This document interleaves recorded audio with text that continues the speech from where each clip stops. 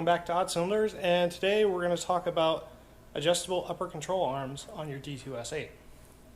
Now, one thing to notice before all of this, so this is a phenomenon even on stock D2s. If you look at the top of your strut tower, especially at this little bit of damping insulation, see a crack. Well, crack in the insulation and a deformity of the aluminum there. Now, if we look over on this side, so that deformity is actually caused by the aft upper control arm hitting. You see a little indent here. It's just this cap. So even at stock ride height, these will have a tendency to hit, and that gets even worse if you're lowered. I'm not lowered that much, moderately on these ST coilovers, but eventually that can actually, on some really low, high mileage cars, that can actually puncture. But I just wanted to show you that because I had these loose, because I am going to take these off and show you how to do adjustable ones. And just with it free, that really shows you, hey, that's that indentation. I had always seen it and assumed that it was that, but now I can actually rotate that arm up. So, the first step on these is getting this pinch bolt out. So there's this bolt that goes across. It's called a pinch bolt because it pinches these forms together, and then it locks these ball joints in. Now, thankfully, I had these, all of the arms, so these upper arms are pretty new. They have less than 10,000 miles on it. I had all the front control arms replaced maybe even less than 5,000 miles ago. So this was super easy to get out. Lots of people are not this lucky, and people have to air hammer these out. They have to drill them out. Some people destroy their uprights because of this. Not a good time. So if you do take these out, use lots and lots and lots of anti-seize on everything. Now the whole reason I'm doing this is since I am lowered, I'm not lowered all that much, but nothing's adjustable here. As you lower it, I get about 2.5 degrees of negative camber, which on a daily driver, that's just too much. On a track car, it's actually pretty nice, so the thing handles really well, but I don't want to chew through tires. So I'm going to put some adjustable upper arms so that I can bring things at least a bit closer to stock alignment spec. So for adjustable arms, there aren't too many options for a D2. 034 used to make one, but they use like some heim joints, so not exactly ideal for the street. So I bought a set of SPC slash Moog. Moog, actually, if you order Moog, it shows up as SPC, but it's quite a bit cheaper. And so these are B5s, which for the aft arm, there's a bit of a curve. Factory arm, but with this little offset on the inner link, that should work out. And within the stock adjustment, it's the right length, and then that's the right size on both ends. However, on the forward link, it's quite a bit longer, and also you have quite a bit larger of a bushing on the inside, and it's also not the same size hole. So you need to drill this out slightly. I believe I used a 15/32 drill bit. So that's the difference between here and here. And then also, since it's longer, if you pretty much max out the safe adjustment where you have, about 7 turns on each end, that's just barely long enough. And keep in mind, my issue was that I have -2.5 degrees of camber, so I actually need to extend these. So these are beyond the max adjustable length that I'm comfortable with. So we need to extend this. Now, one of the ideas I had was, so I think these are M14 by 1.5.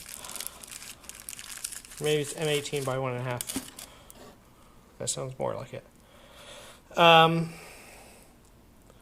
There are these O2 sensor spacers meant to gap out your O2 sensors, anti-foulers, to keep you from, if you have secondary O2s without cats, these are supposed to keep these from throwing error codes. These are the right thread and pitch, but I don't know, these are cheap Chinese stainless, and it kind of necks down pretty narrow there, so I'm not comfortable running those. So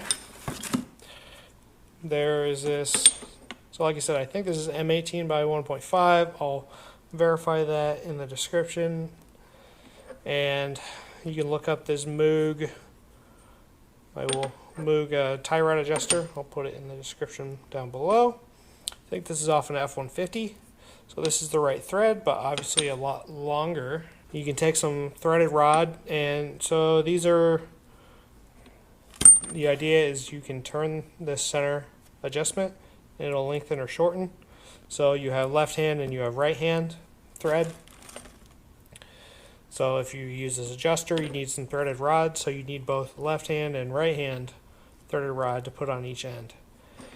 And I've also got this pretty much adjusted to the max length. We're going to want to put some lock nuts on each end, so this F-150 part actually needs to be shortened down probably, I don't know, close to 1 inch.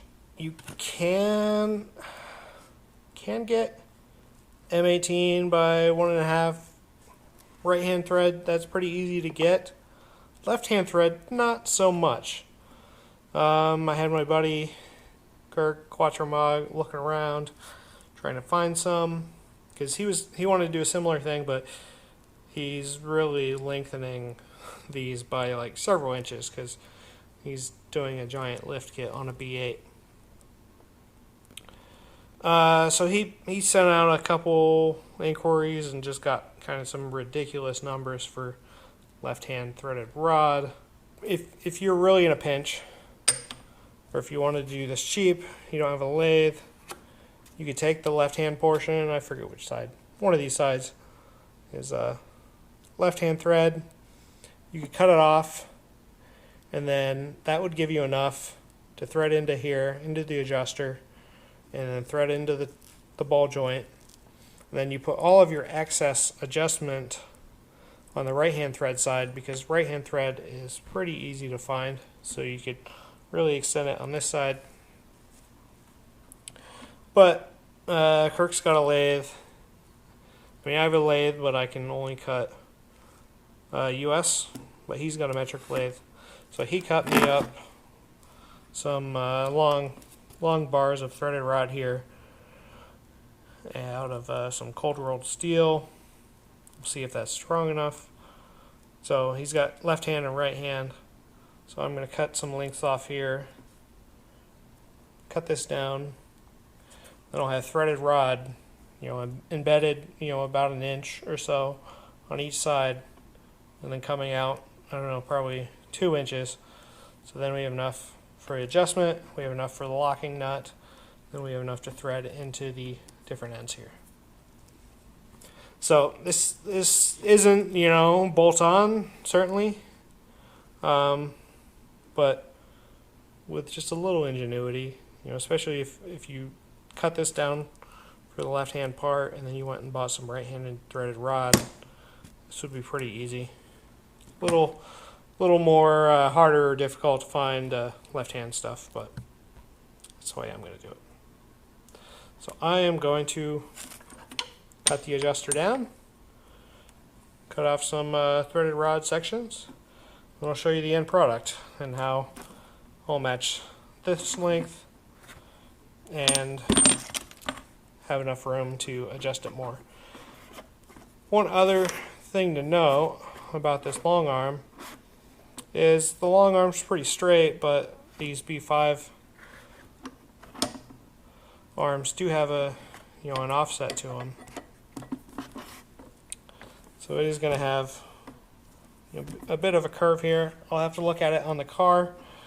So I don't know if I'm going to want this like that with the arm sticking up and then risk hitting the top of the strut tower or so like I showed you, or if I want to put it down and give myself a little more clearance, but then I don't know if that's going to interfere with any of the spring or whatnot.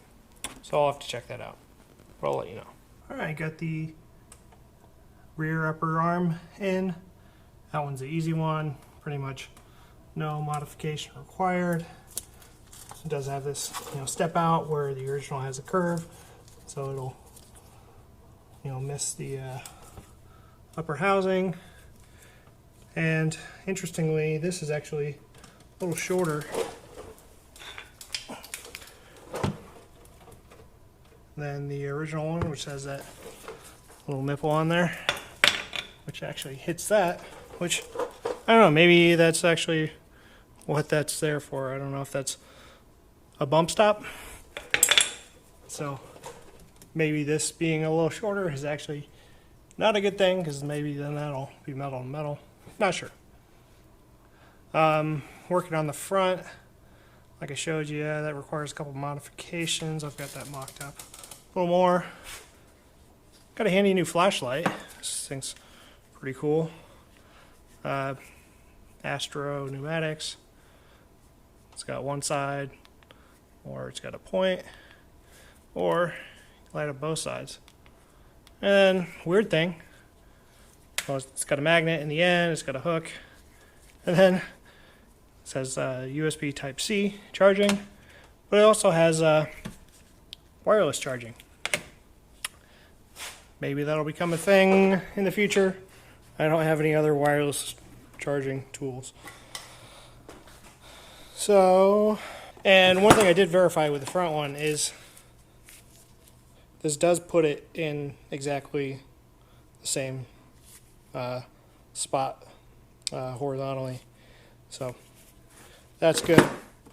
This isn't quite the same. The original one's got a bit more of a upward bend. So I'll actually probably run this in this orientation, because that gives it a bit more of a step up, but some of that will be taken up with the bushing, and then same with the ball joint.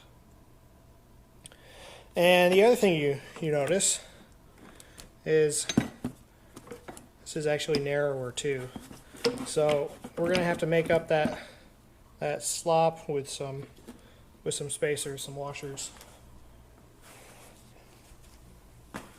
Got it mic'd out here, so you can tell it probably needs, I don't know, 1/2 inch, 3/4 or so.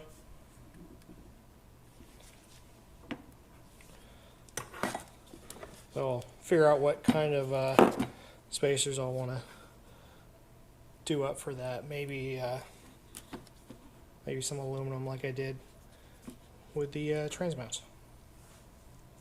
I will keep working at that. Alright, another day working on these control arms.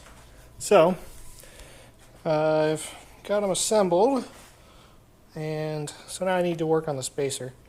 So this is the B5 arm. This distance is 40 millimeters. The original D2, 55. So I'm going to need a 15mm spacer. So I'm going to chop that up out of aluminum. But also looking at this, so sorry, hard to.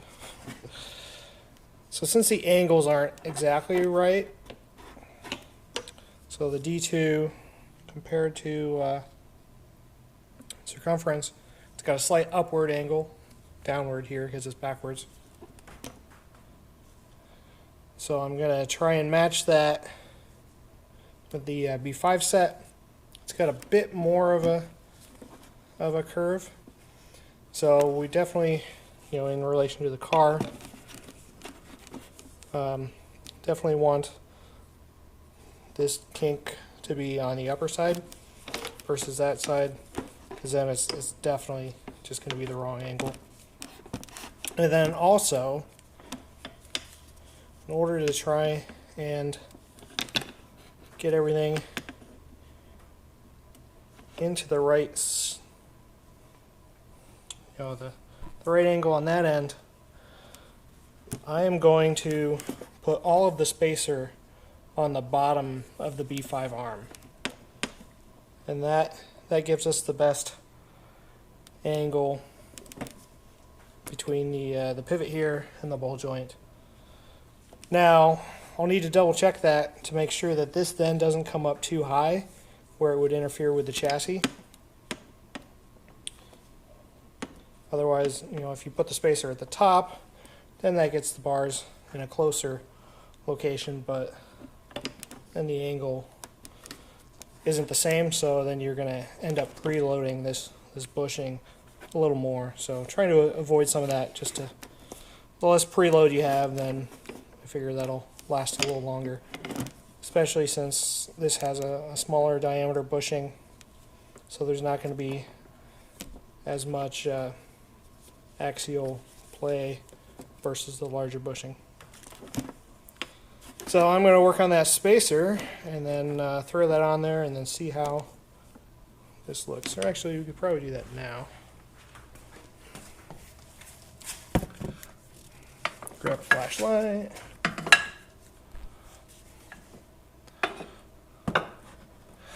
So if we put that in there, if we space it towards the top,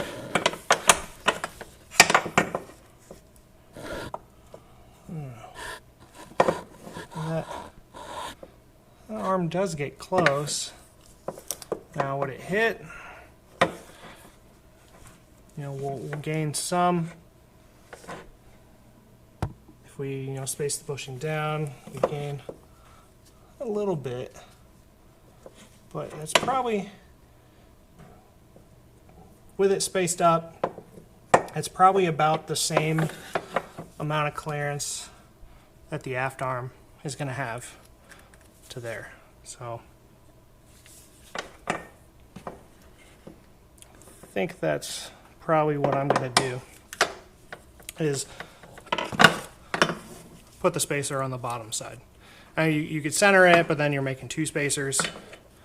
Like I said, if you put the spacer on the top, then I think that's just going to preload it more and cause more stress versus, you know, potentially hitting, you know, here at when you're riding on the bump stops.